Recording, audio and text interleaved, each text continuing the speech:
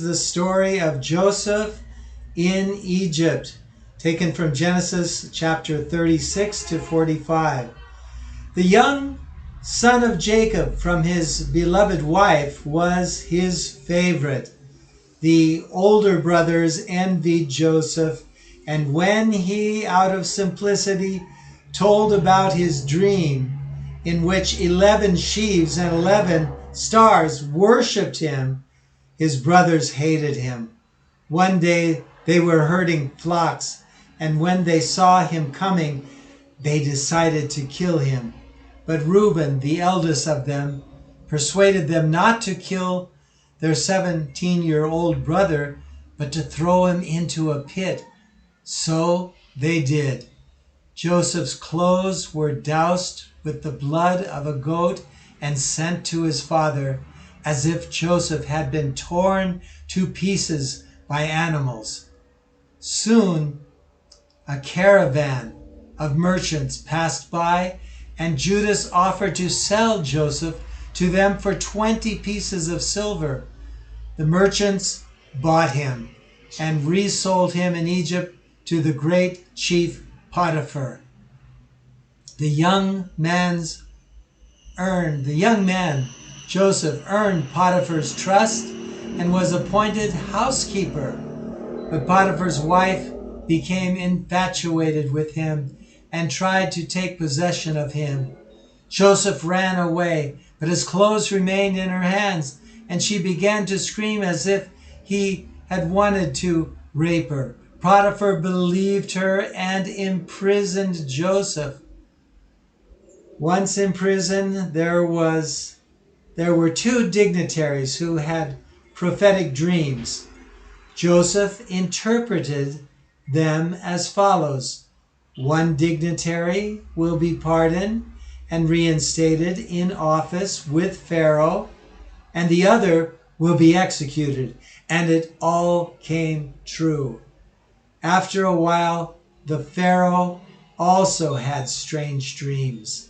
7 skinny cows ate 7 fat ones, and 7 empty ears ate 7 full of grain. No one could interpret these dreams, and that dignitary remembered about Joseph.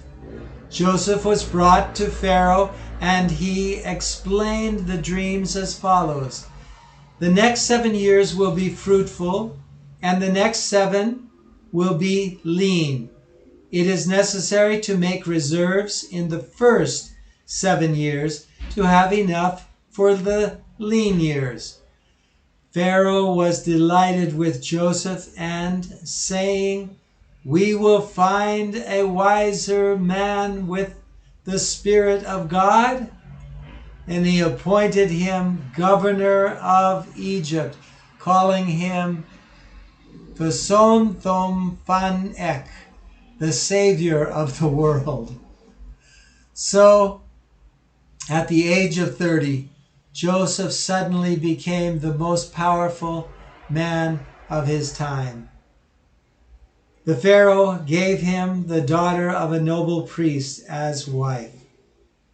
Joseph ruled wisely, having prepared bread reserves in the fat years, and when the famine came, the people's supplies were exhausted, and they began to turn to the Pharaoh for help, gradually giving themselves to him as slaves. Neighboring peoples also starved and came to Egypt for food. The sons of Jacob also came to Joseph. They didn't recognize him, and he recognized them. He did not hold a grudge against them, and he missed them. But he did not immediately give himself away. He wanted to check whether they repented of their crime. He made a scene accusing them of espionage. They began to justify themselves, saying that they were simple people and that they had an old father and his younger son at home. Joseph ordered Benjamin to be brought to him as proof, leaving Simeon as a hostage. He filled their sacks with corn, hiding in each the silver they had paid in order to test their honesty. The brothers went home. On the way, they found the silver in the bags and decided to return it next time. This did not happen soon. Jacob did not want to part with Benjamin, but the bread ran out again, and Judas took responsibility for the safety of the young man. So when the brothers came to Joseph for the second time, he greeted them as dear guests. He could hardly hold back the tears when he saw his younger brother.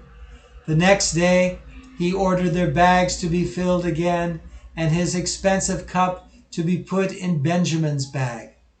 When the brothers left, he sent a chase after them, accusing them of theft.